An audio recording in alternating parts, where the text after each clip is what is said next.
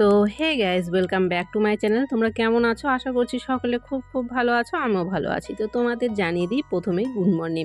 আমি কিন্তু সবে মাত্র ঘুম থেকে উঠলাম, আর ঘুম থেকে উঠে কিন্তু দেখবে ঘুমের ঝুলটা একটু থেকেই যায়।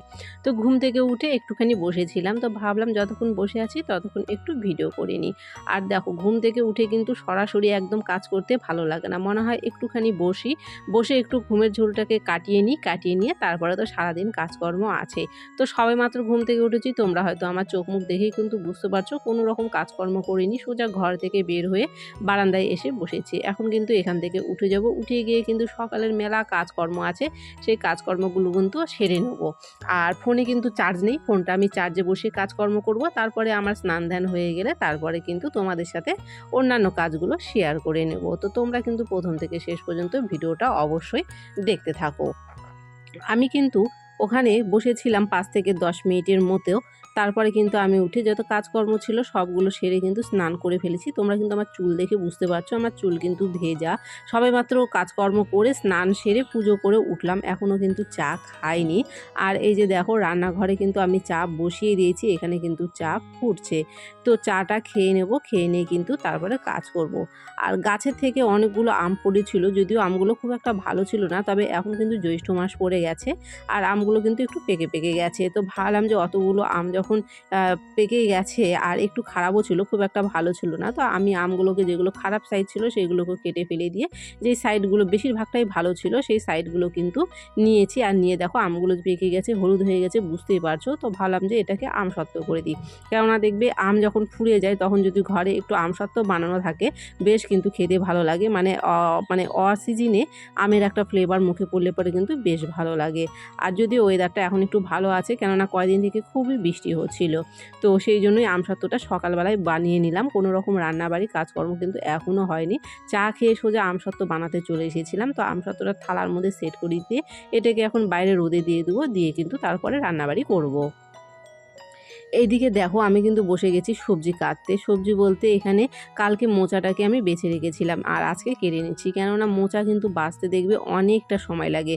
মোচা বেছে তারপরে কিন্তু কেটে রান্না করতে গেলে কিন্তু দেখবে রান্না করতে অনেকটা দেরি হয়। এই জন্য এটা গতকালকে আমি বিকেলবেলা বসে বসে বেছে রেখেছিলাম, এখন কেটে নিচ্ছি, তারপরে রান্না করে নেব। তো রান্না বলতে আজকে কিন্তু আমি আগে ভাত বসাইনি, মানে আজকে আমি আগে সবজি রান্না করেছি। আর সবজি রান্না হয়ে যাওয়ার পরে কিন্তু আমি সবার শেষে আজকে ভাতটা করেছি। আর এখানে দেখো, এটা রান্না করেছিলাম ভেন্ডি। তো ভেন্ডিটাকে আজকে একটু অন্যরকমভাবে রান্না করেছিলাম। তো ভেন্ডিটা রান্না হয়ে গেছে, সেটা কিন্তু নামিয়ে নিচ্ছি। আর যেরকমটা তোমাদের বললাম, মানে তরকারিটা হয়ে যাবে তারপরে কিন্তু ভাত বসাবো।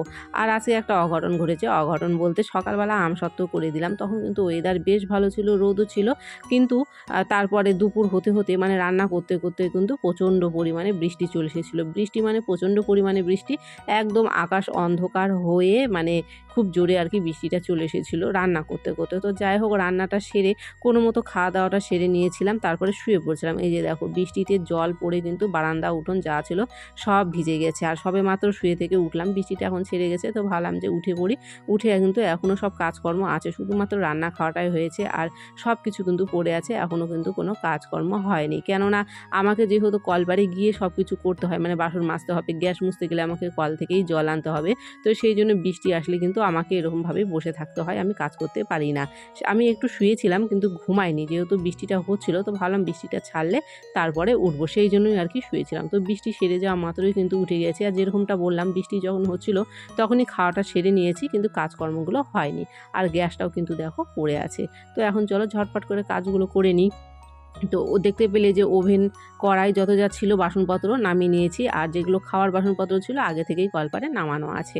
তো ভাবলাম সোজা আগে গ্যাসটাকে মুছে নিয়ে তারপরে চলে যাব সোজা কলপারে বাসন মাজতে। তো ঝটপট করে গ্যাসটাকে মুছে নিচ্ছিলাম, কেননা এঁটো গ্যাস পড়ে থাকলে কিন্তু খুব একটা ভালো লাগে না। আর গ্যাসের মধ্যে তেল মশলা ছিটে ছিটে পড়ে থাকে, তখন কিন্তু দেখবে ওই গ্যাসের মধ্যে কোনো রকম কাজ করতে, মানে কোনো রকম খাবার তৈরি করতেও কিন্তু ভালো লাগে না। গ্যাসটা পরিষ্কার থাকলে কিন্তু কোনো জিনিস তৈরি করতেও যেমন ভালো লাগে, দেখতেও কিন্তু ভালো লাগে। তো সেই জন্যই আর কি ঝটপট করে গ্যাসটাকে মুছে নিয়ে তারপরে রান্নাঘরটাকে মুছে নিলাম। মুছে নিয়ে কিন্তু সোজা চলে এলাম কলপাড়ে। আর অনেকটা পরিমাণে বাসন বেরিয়েছে, তো বাসনগুলো নিয়ে ঝটপট করে এখানটায় বসে গেলাম মাজতে। আর তারপরে তো বৃষ্টি হয়েছে, দেখতেই পেলে ঘর বারান্দা খারাপ হয়ে আছে, তো সেগুলোও কিন্তু পরে কাজ করে নেব। তো ভিডিওটাকে আমি আজকে আর বেশি বড় করছি না, এখানেই শেষ করে দিচ্ছি। কেমন হয়েছে অবশ্যই কমেন্ট করো, ভালো লাগলে অবশ্যই লাইক করো, ভিডিওটাকে শেয়ার করে দিও, চ্যানেলটি সাবস্ক্রাইব করা না থাকলে চ্যানেলটিকে সাবস্ক্রাইব করে দিও।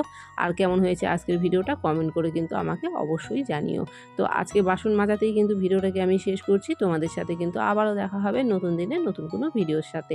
তো ততক্ষণ পর্যন্ত তোমরা কিন্তু খুব খুব ভালো থেকো। বাই।